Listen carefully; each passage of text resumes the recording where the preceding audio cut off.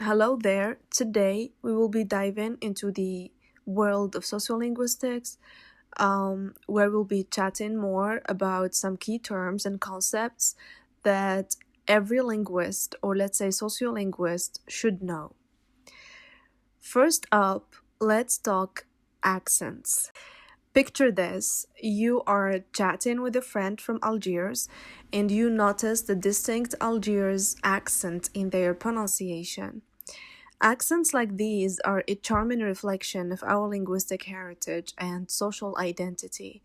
As William Labov beautifully puts it, accents are a reflection of our linguistic heritage and social identity, shaping how we are perceived and how we perceive others. And so, from Algiers to Iran to Constantine to Tlemcen, each region has its own unique way of speaking.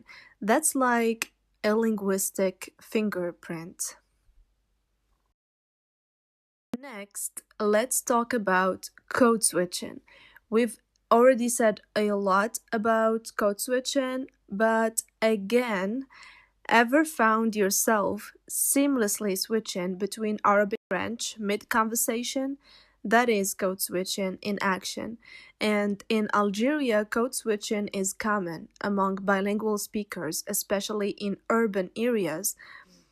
And as Ophelia Gracia puts it, code switching is a linguistic resource used by bilingual speakers, obviously, to navigate complex social and cultural contexts, allowing for fluid communication across language boundaries. Now, dialects. You've probably heard this term before.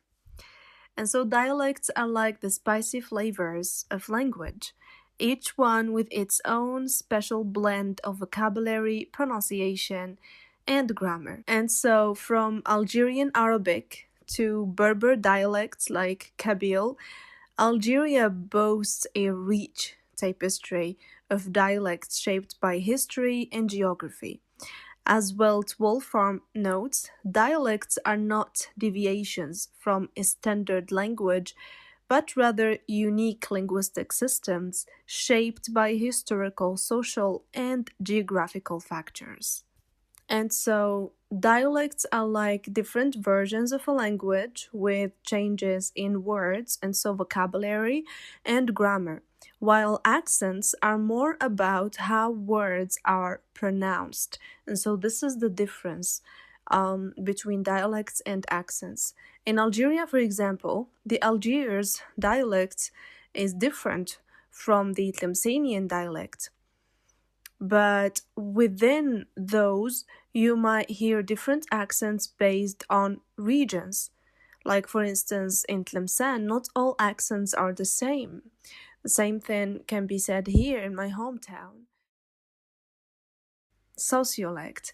Ever noticed how different social groups have their own unique way of speaking? That's sociolect. And so, in Algeria, sociolects vary based on factors like education level and urban or rural backgrounds.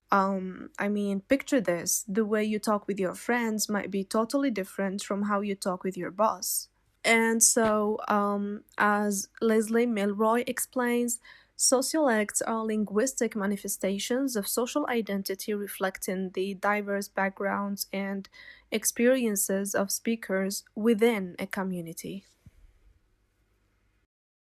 Now let's talk standards. Every language has its proper form.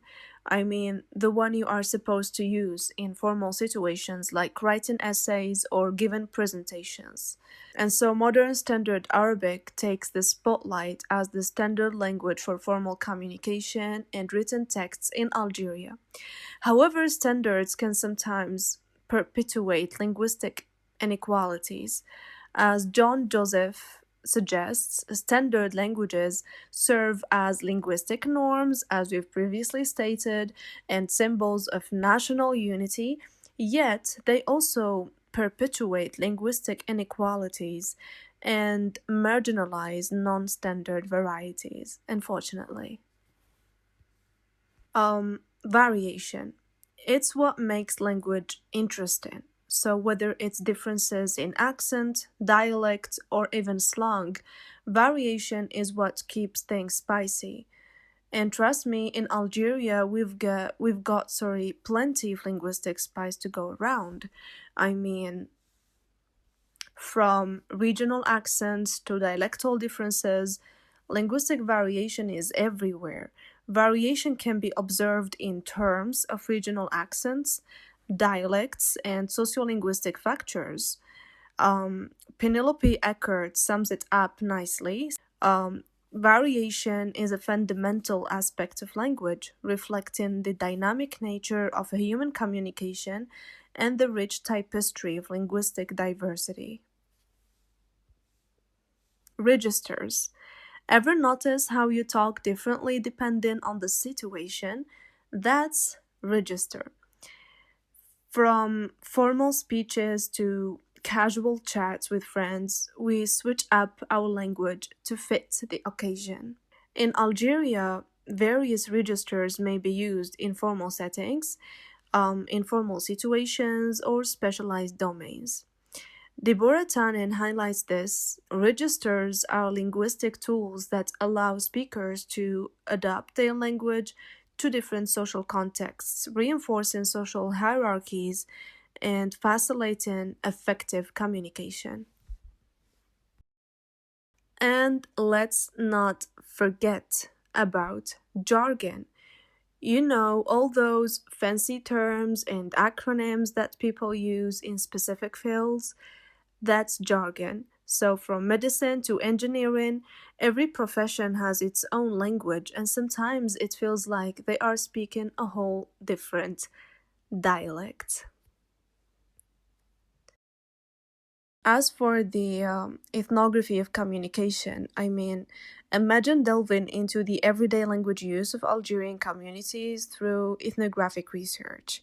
Delheims would approve. He describes it as um, ethnography of communication offers insights into the intricate ways language shapes social interactions and cultural practices within specific communities. And so, the ethnography of communication is a research approach within the field of linguistics that focuses on understanding how language is used in everyday social interaction within specific cultural or, let's say, community contexts. And this means that it combines principles from linguistics, anthropology, and sociology to study the complex relationship between language, culture, and social behavior.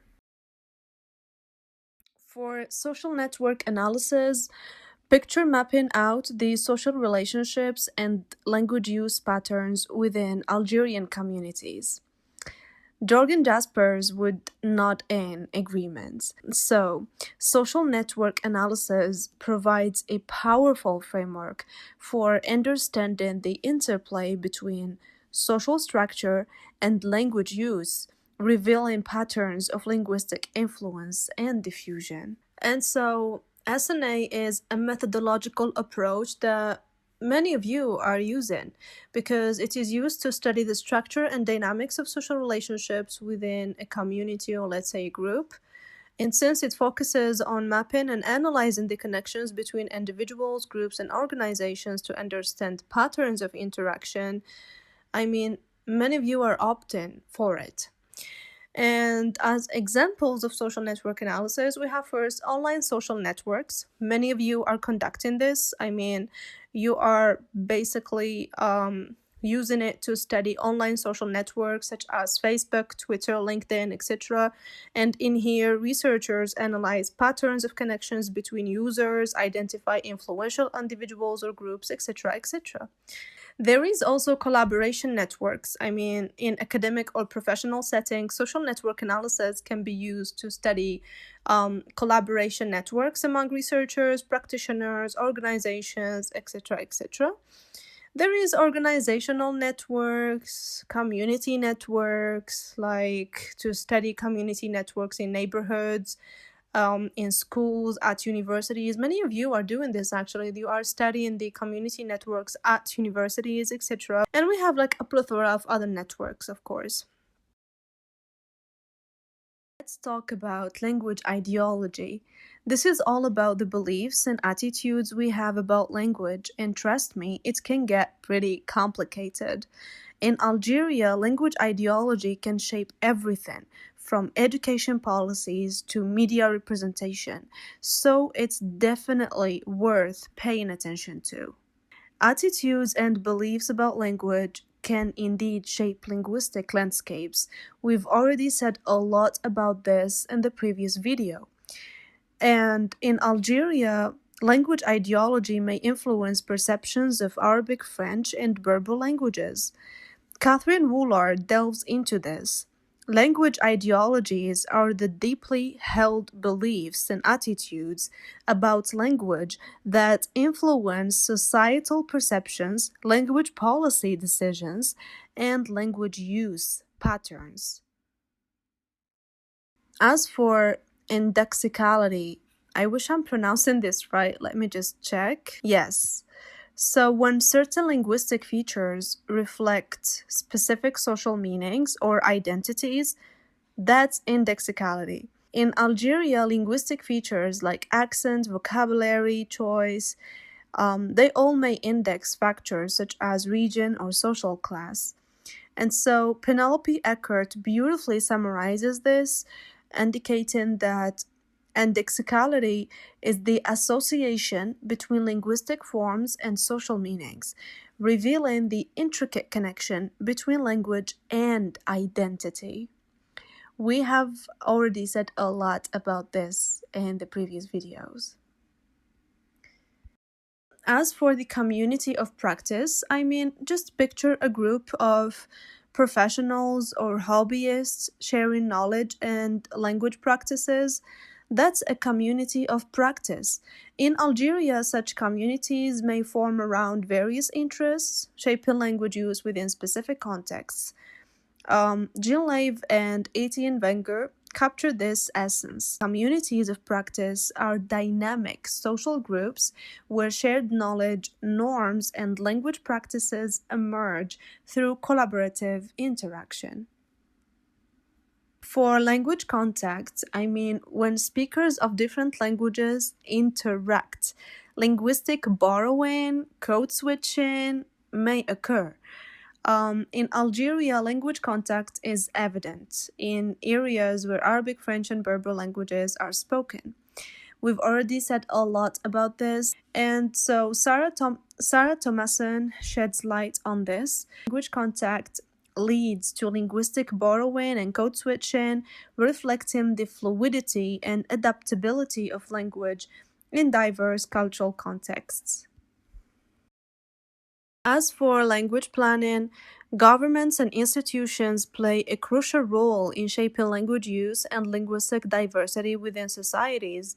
I mean, in Algeria, language planning initiatives um, may promote Arabic as the national language or preserve Berber languages and culture. I mean, we've already said a lot about this in the last lesson. And so, Joshua Fishman also explains language planning um, involves deliberate efforts by governments and institutions to shape language use and linguistic diversity within a society, reflecting the complex interplay between language and power.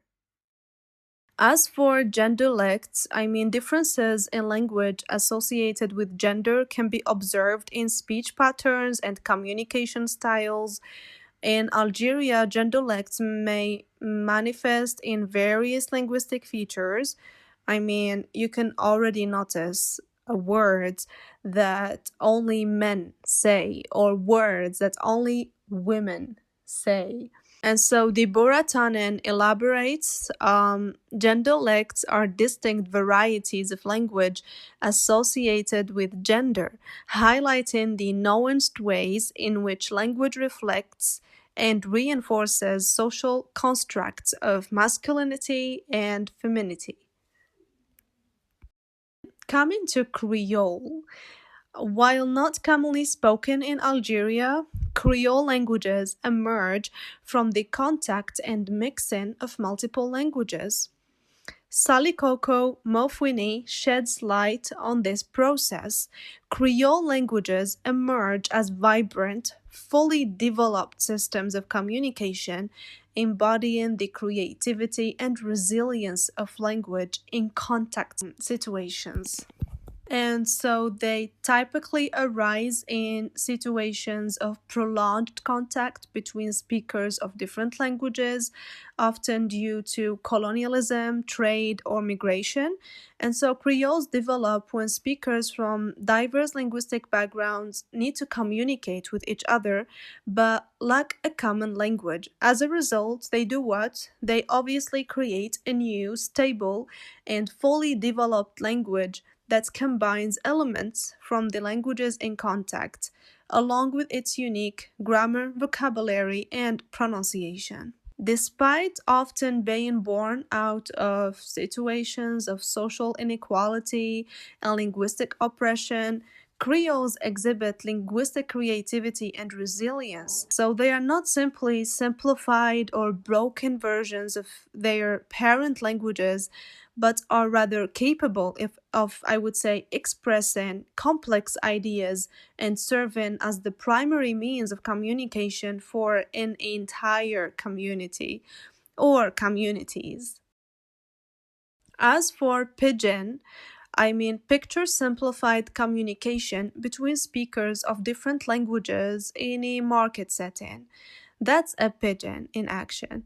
And so John Holm captures this essence. Pigeons arise as simplified forms of communication in multilingual contact situations, serving as effective tools for intercultural communication and trade. And I would say this is why, if a pigeon becomes established within a community and is acquired as a native language by children, it can evolve into a Creole language. And so, while pigeons are not commonly spoken in Algeria, simplified forms of communication may emerge in multilingual contexts. I mean, such as markets or urban areas where speakers from diverse linguistic backgrounds interact. And yes, that's it for pigeons. Now, coming to linguistic landscape. Imagine strolling through Algiers and noticing signs in Arabic, French, and Berber languages. That's the linguistic landscape in action. And so Ilana Shohami describes it as the linguistic landscape captures the visible and audible display of languages in public spaces, offering insights into the linguistic diversity and social dynamics of a community. I mean, crystal clear. As for language policy, I mean, government regulations and guidelines shape language use within societies. I mean, in Algeria, for instance, language policies may address issues such as language education and promotion of linguistic diversity. And Bernard Spolsky delves into this, saying that language policy shapes language use and status within a society. Therefore, I mean, reflecting political, cultural, and social considerations related to language identity and diversity, the same thing that we've already stated in the previous video. Go and take a look. Finally, linguistic insecurity. Ever felt uncertain about your language use? That's linguistic insecurity in action. I mean, in Algeria, speakers of non standard varieties, or let's say minority languages or dialects, may experience linguistic insecurity. Leslie Milroy delves into this concept. Linguistic insecurity refers to feelings of uncertainty and vulnerability about one's language use, stemming from societal attitudes and perceptions about linguistic norms and standards. I mean, we've already said a lot about this in the I guess it was again lesson 3 in the playlist where we tackled language attitudes. And so these are some references that you may find handy. And before we wrap up, I just wanted to clarify that the statements attributed to scholars were paraphrase assumptions based on their work, not direct quotes. And again, at the end of this lesson, I just want you all to remember that language is not just a means of communication, it's a reflection of our identities, cultures, communities, etc. It's more like a fingerprint. Thanks for joining me on this linguistic adventure. Until next time, keep exploring, keep learning, keep celebrating the beauty of language, like and subscribe, and see you next time.